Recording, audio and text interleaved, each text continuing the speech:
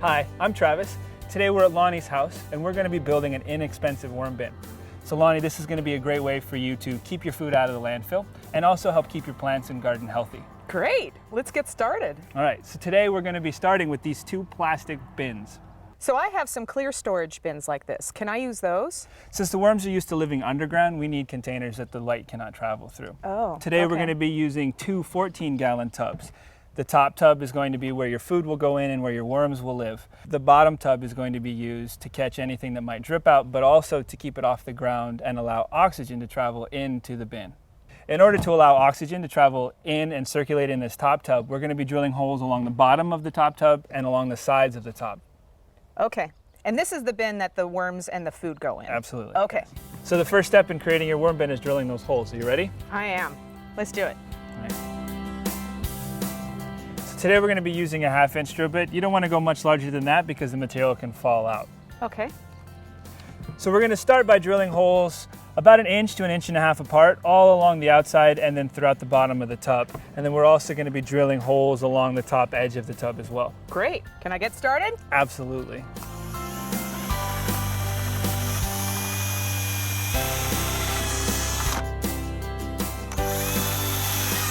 So that's good spacing. You really can't put in too many holes in your bin.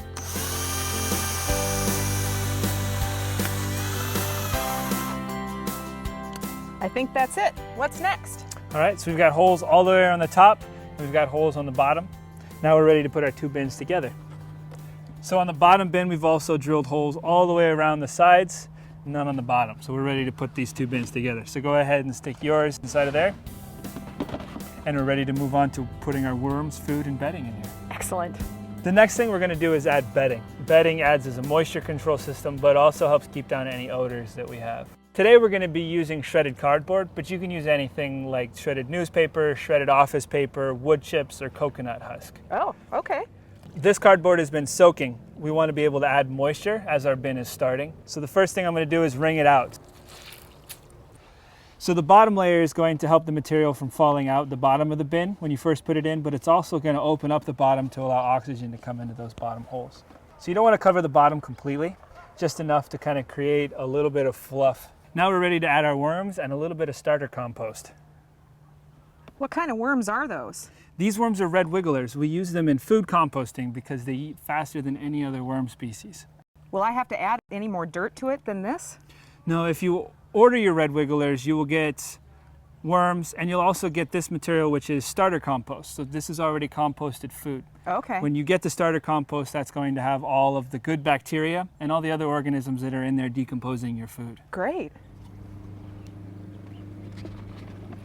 To help our worms get used to their new home, we're going to put them all into one corner instead of spreading the amount that we have all throughout the bin. So now we're going to put in the rest of the bedding that we soaked. We want to take that shredded cardboard and put about a 4 to 6 inch layer across the top of everything. And this is going to help, again, keep the moisture content at the right levels, but also help with any odor issues that may come up as your food is decomposing. So the worms like this? The worms love this. Great. Now we're ready to add our food scraps. So do we put all of that in? The worms are able to eat about half their body weight every day, but since we just put them in their new home, we're going to let them get comfortable. To start, we're just going to put in about a handful of food. Once that's disappeared, once that's all been eaten, then you'll be able to put more in. Over time, your worms will be able to eat their full amount. So do we put that right on top? We always want to make sure that the bedding is on top of the food and the worms so that it controls the moisture better. So we're going to pull the bedding back.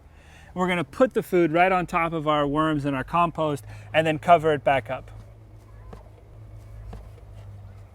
Now we put the lid on and we let the worms do their dining. In order to avoid things like raccoons and rats, avoiding putting foods like meat, things on bones, cheese, dairies, those kinds of things don't decompose very fast, plus they have a very strong aroma when they decompose that can attract things like raccoons and rats. So just avoiding those kinds of materials altogether will help keep rodents away from here. So if I stick with fruits and vegetables, I'm good? Absolutely. Fruits, vegetables, grains, breads, pastas, those kinds of things. Well, that was simple, inexpensive, and fun. Thank you for getting me started. Thank you for keeping your food out of the landfill. The best place to put your bin is in a garage or shed where it's away from temperature extremes. If it's outside, make sure it's out of direct sunlight in summer and in an area where it won't freeze in the winter. It will generally take between 3 and 5 months before your compost is ready to harvest. You can attend a class on how to build your own worm bin offered through the Pierce County Solid Waste Division. To find out more, visit our website or call 253-798-2179. We'll have you composting in no time.